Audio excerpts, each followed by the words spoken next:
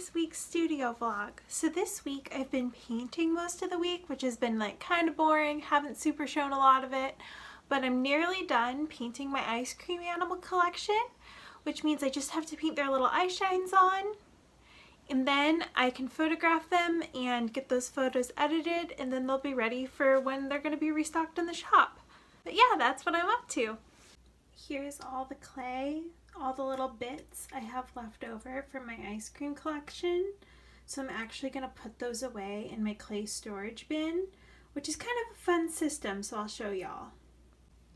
Okay, I said this is a fun system, but actually I'm not sure if anyone other than me finds this fun. So what I'm going to do is use a little piece of scrap clay, as always, to get any dust off my hands before I touch the clay. And then I'll start sorting out these extra little bits into the bin. Basically, like, I haven't put these away yet because I wanted to make sure I was actually done with the collection before I started putting them away. But now that they're like painted and pretty much ready to go, I'm going to put everything away because at this point it's just collecting dust and we're not about that. But basically I just sort out by color so that these pieces can be successfully used in future projects. I don't want the clay sitting out any longer because it gets dust in it and then that just creates issues for future projects.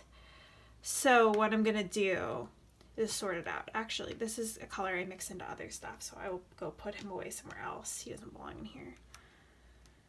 I've just found this is a really good system for me in keeping my clay in check. Obviously, like, especially with the polymer clay shortage, but even without it, it's best to just not waste clay, or at least I hate wasting clay. So in order to use my clay as effectively as possible, I'll sort it into here, and either when I need a little scrap of one of my custom colors for a future project, I can reach in, see what I need, or I can go to this bin, see what I have, see if there's anything that will work for that project, and if there is, I can just use it. Or if I get a really full bin, I can collect up colors from each of these and sort of mix them to get a new color.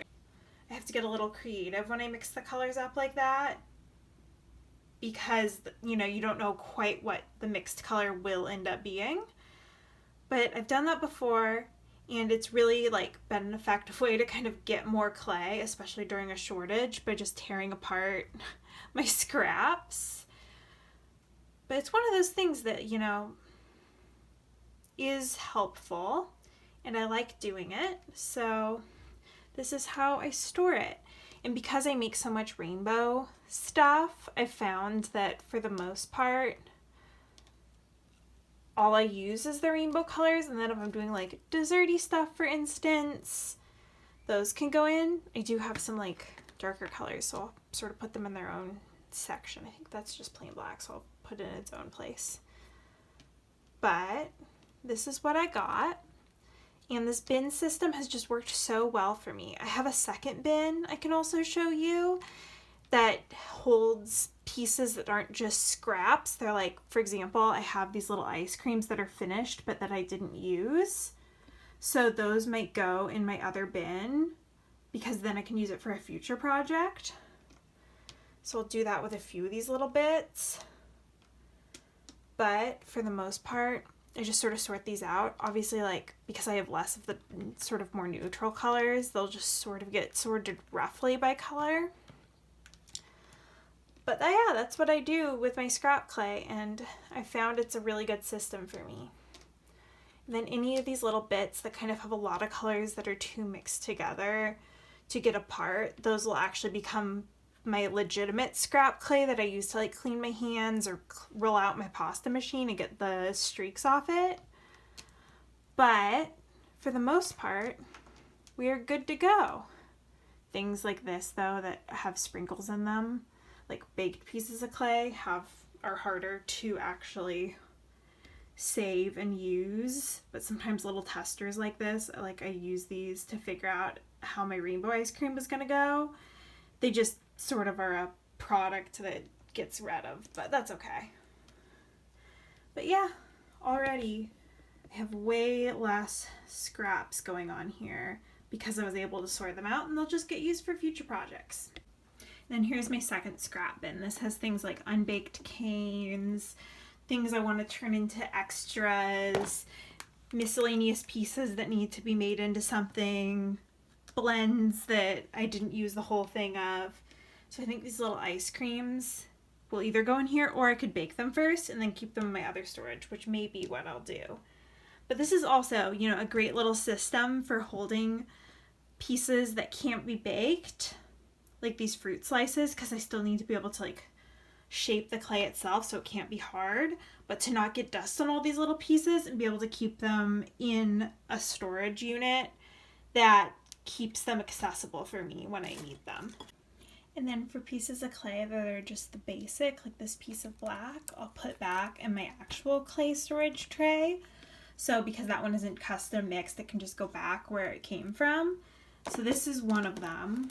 It has all my neutral colors in it, my browns and blacks, grays, more neutral oranges, neutral pinks, and then I have my one with brights. And yes, it kind of drives me crazy that these aren't perfectly in rainbow order in my brights box, but it is what it is. Sometimes they don't quite fit by section, and maybe I'll fix it eventually, but I don't know.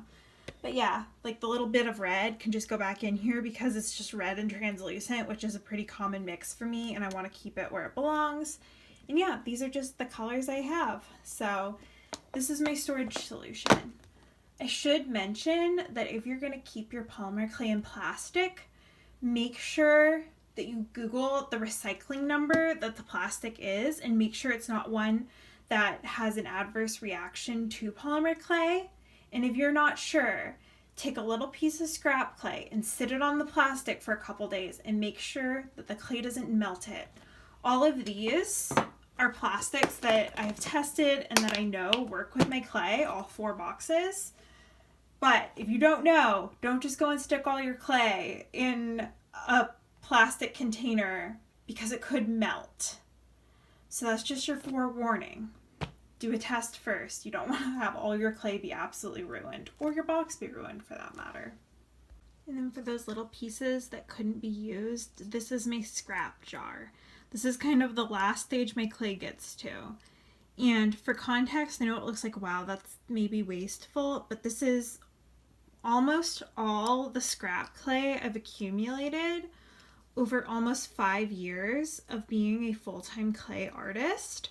So actually very little clay gets wasted, and even this clay I use to like clean out my pasta machine, clean my hands, etc. until it truly gets just too disgusting to use. So yeah, it's not horrible.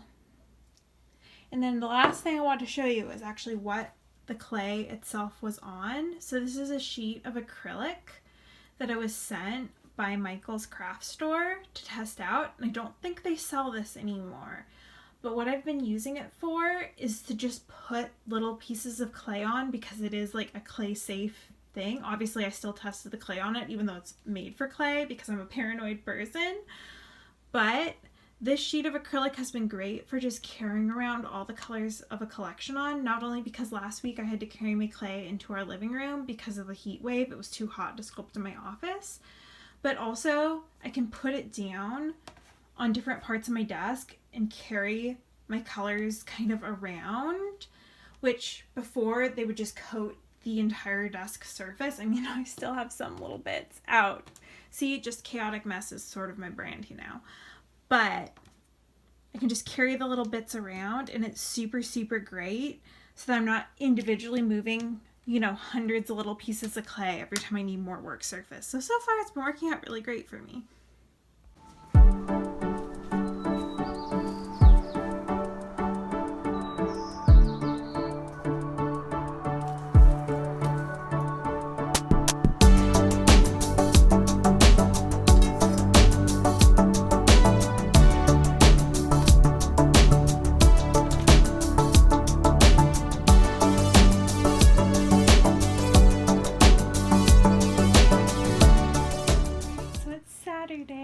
And I'm getting my Lightbox all ready to shoot.